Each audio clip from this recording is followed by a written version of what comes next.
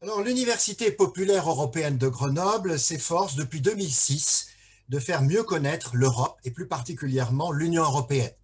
Cette période de pandémie de la Covid-19 impacte très largement l'Europe dans de nombreux domaines. Cela incite à s'interroger sur l'avenir de l'Union européenne. Nous avons pris l'habitude, l'initiative depuis quelques mois, de lancer un questionnaire sur l'Europe du futur auprès de chercheurs, d'universitaires et de personnalités politiques et sociales. Cela est complémentaire de la préparation de la conférence sur l'avenir de l'Europe. Merci, mon cher collègue, monsieur le professeur Dominique Rousseau, d'avoir accepté cet échange. L'UPEC voudrait mieux connaître votre vision de l'Europe du futur, compte tenu notamment de vos connaissances en droit constitutionnel et de vos analyses régulières de la démocratie et de ses évolutions. Vous avez un parcours scientifique exemplaire, très complet. Vous avez créé et dirigé le Centre d'études et de recherche comparative constitutionnelle et politique de l'Université de Montpellier de 1987 à 2010. Vous avez été professeur de droit constitutionnel dans cette université jusqu'en 2013, avant d'intégrer l'Université de Paris 1, Paris-Sorbonne, Panthéon-Sorbonne. Vous êtes président du conseil scientifique de l'Association française de droit constitutionnel et membre du comité de rédaction de la revue de droit public, ou du droit public, ça serait plus précis. Vous avez été membre du Conseil supérieur de la magistrature de 2003 à 2006 et vous êtes actuellement président du tribunal constitutionnel de la principauté d'Andorre. Vous avez publié de nombreux ouvrages consacrés au droit constitutionnel, au contentieux constitutionnel, aux grandes décisions des questions prioritaires de constitutionnalité, fameuses QPC, mais aussi à la démocratie que vous proposez de radicaliser et de refonder. Vous êtes un vrai militant de la démocratie. Cela justifie très largement de vous interroger sur votre vision du futur de l'Europe, notamment de l'Union européenne, au moment où se prépare la conférence sur l'avenir de l'Europe. Alors, ma première question est de manière assez claire. Est-ce que la pandémie de la Covid-19 n'est pas une réelle, ou n'a pas été une réelle opportunité pour constituer une Europe de la santé et dans bien d'autres projets collectifs, à votre avis? D'abord, permettez-moi, chers collègues, de vous remercier pour votre invitation. Nous avons déjà débattu à plusieurs reprises ensemble de la question européenne et je réponds volontiers à vos questions vu le travail que vous faites à Grenoble au sein de cette université pour permettre aux citoyens de réfléchir, de comprendre l'espace public européen. Alors, pour répondre à votre question, ma réponse sera claire et simple. Oui, je pense que la pandémie a permis à l'Europe de faire un progrès dans la coopération entre les États et peut-être même plus que la coopération, la solidarité entre les États. Ce qui, à première vue, peut étonner dans la mesure où la santé n'est pas une compétence propre de l'Union européenne.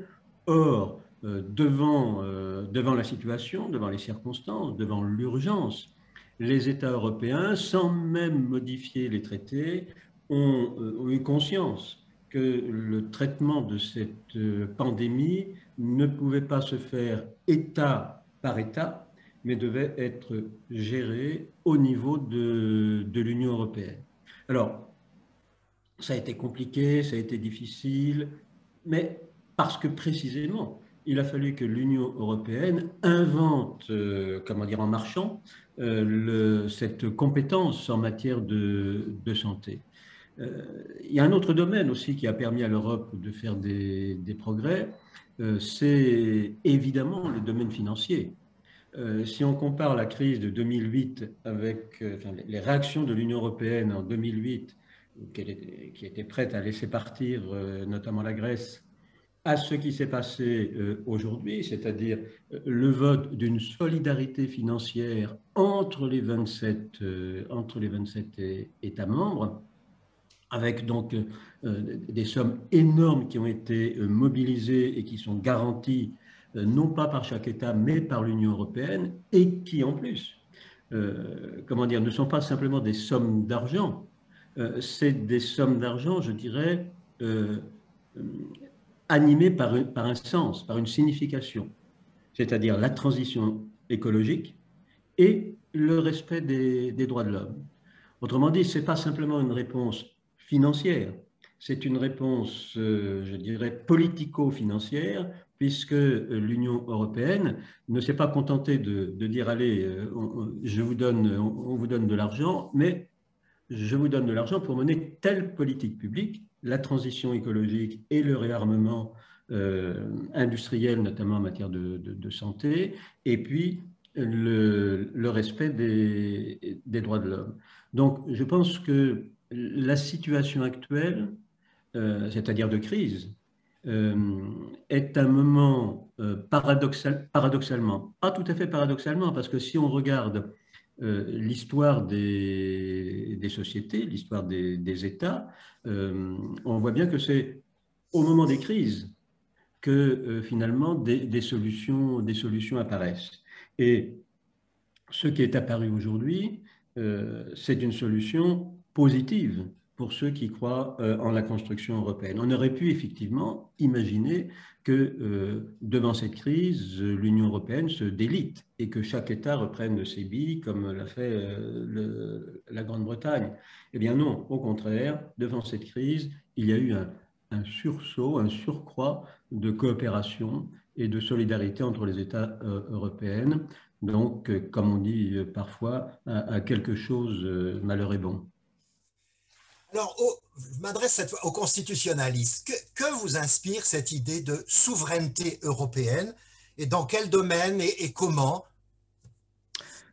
Alors, je pense que le mot souveraineté, en tant que constitutionnaliste, le principe de souveraineté, vous le savez, est à la base du droit constitutionnel classique, traditionnel. Chaque État est souverain et chaque État rédige la constitution qu'il estime adaptée à ses particularités historiques, culturelles, sociales. Bien.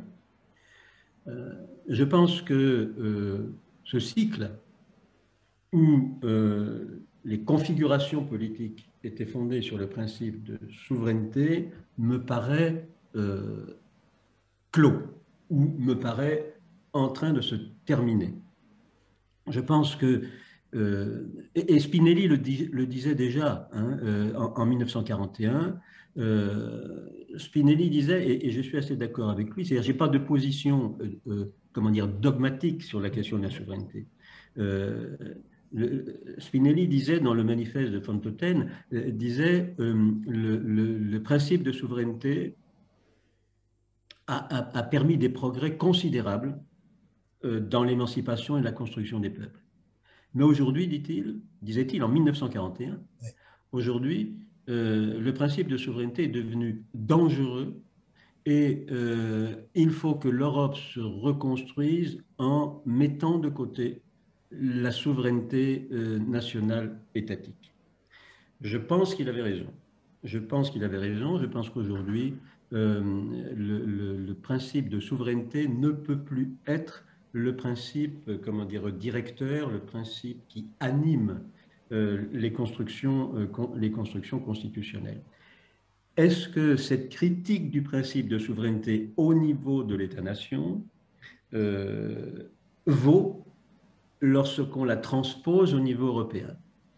Je dirais que c'est un moindre mal. Je préfère la souveraineté européenne à la souveraineté nationale qui, elle, me paraît dangereuse.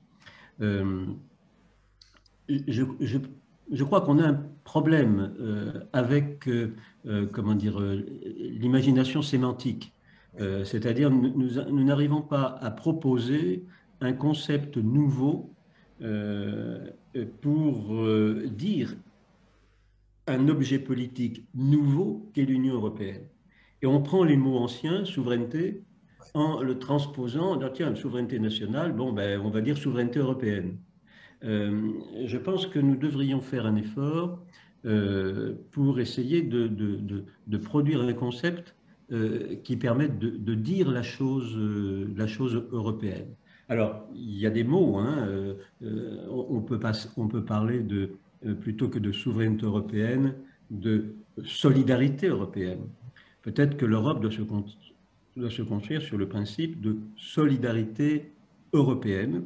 C'est un terme que je préférerais à celui de souveraineté européenne, parce que qui dit souveraineté européenne dit qu'à un moment donné, on va s'opposer à la souveraineté américaine, à la souveraineté chinoise, à la souveraineté russe, à la souveraineté africaine, alors que je suis plus, et vous le savez, mon cher Henri, je suis plus pour l'idée d'un citoyen du monde, hein, donc d'une coopération loyale entre les peuples et non pas une juxtaposition de souveraineté. Mais admettons souveraineté européenne.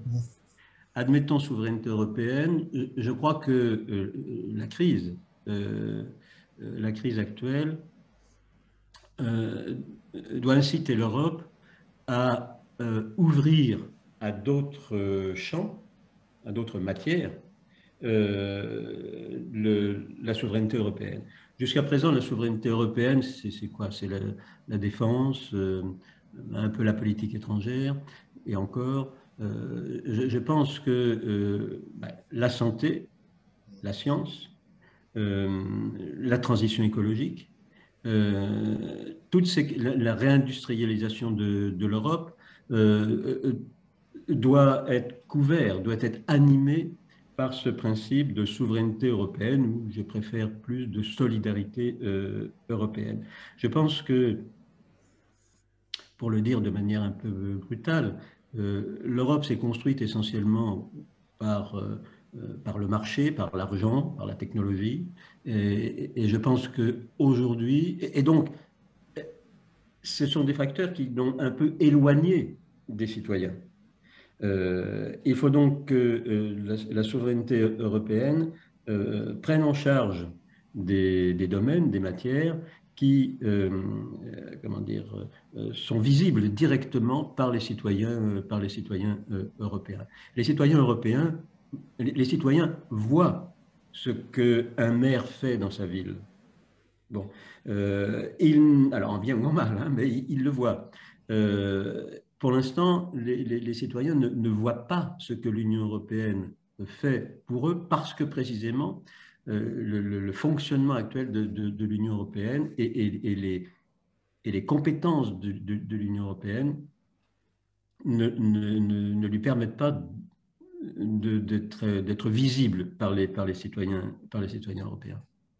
Alors, il y a une question, mais par rapport à votre réflexion, je pense que vous êtes loin de cela, mais est-ce qu'il faut oser les États-Unis d'Europe, comme le suggérait un certain Victor Hugo, me semble-t-il?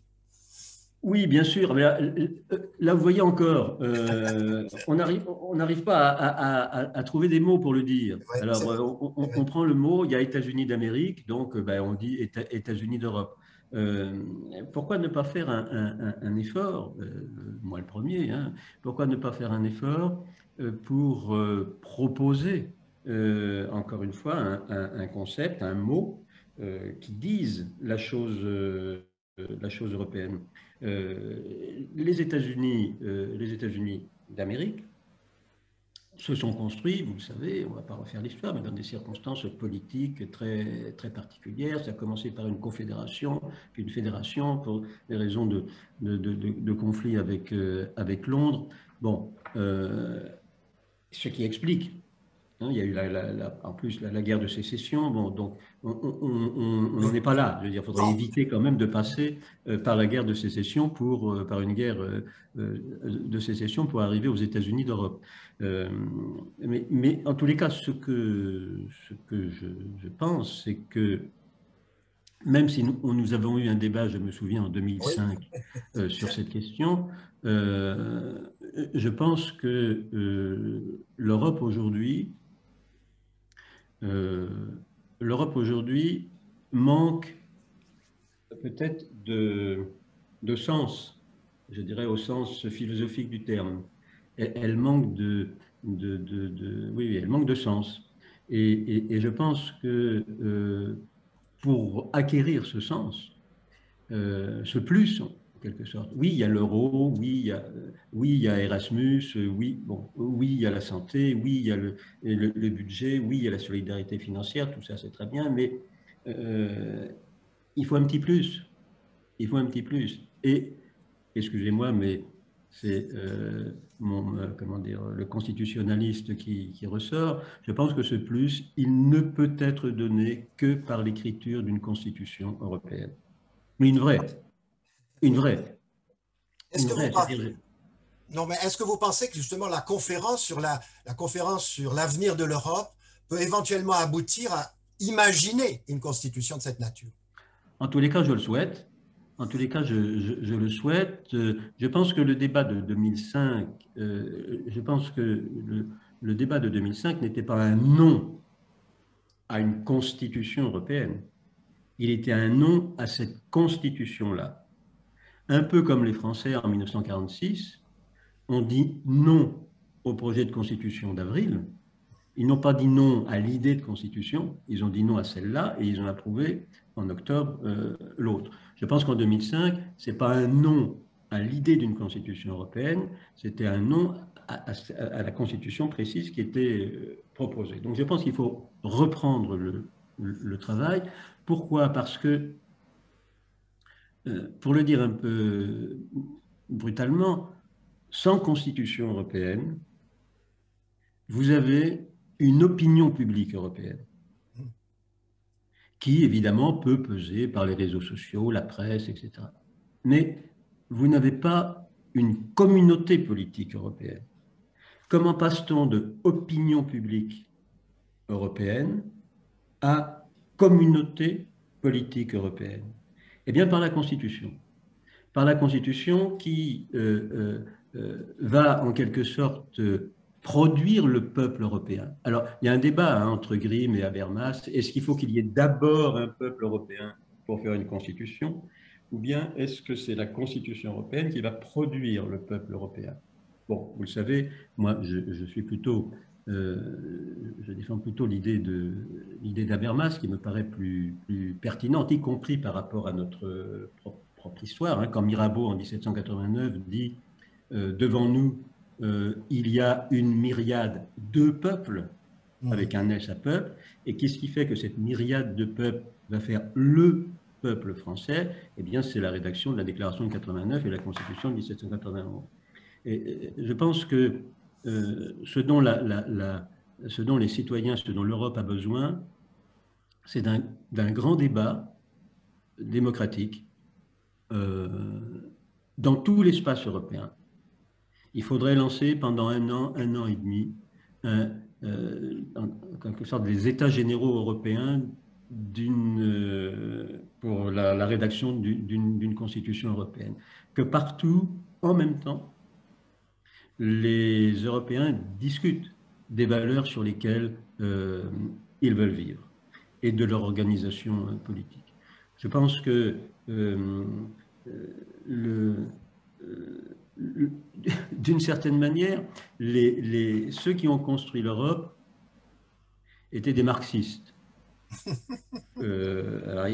C'est-à-dire ils avaient une vision, on construit l'Europe économique par l'infrastructure, et puis la superstructure viendra après. Bon, moi,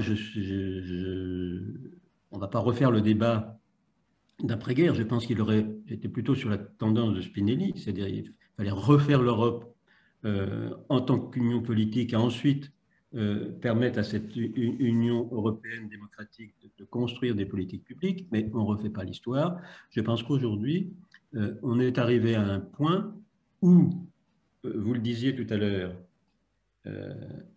de plus en plus de compétences, vous parliez de souveraineté européenne, qu'est-ce qu'il faut mettre dans la souveraineté européenne? De plus en plus de compétences vont à l'Europe, comme on dit. Hein, mais elles vont à l'Europe, mais sans que la légitimité politique démocratique soit transportée également au niveau européen. Ce qui fait que vous avez un décalage. Hein. La légitimité démocratique est dans les États, mais les États n'ont plus de compétences. L'Union européenne a maintenant des compétences en matière de santé, en matière budgétaire, etc., avec une légitimité démocratique faible. Par conséquent, le moment est venu de mettre en face du pilier, je dirais, économico-financier, le pilier citoyen, le pilier démocratique, et ça, vous ne pouvez le faire que par la rédaction d'une constitution qui transformera l'opinion publique européenne en communauté politique européenne et qui pourra donc peser et imposer au marché les régulations nécessaires pour défendre les valeurs qui sont celles de l'Union européenne. Merci beaucoup pour cet entretien et pour Merci cette à vous. perspective d'états généraux des Européens et de constitution. Merci beaucoup. Au revoir. Merci, merci, au revoir.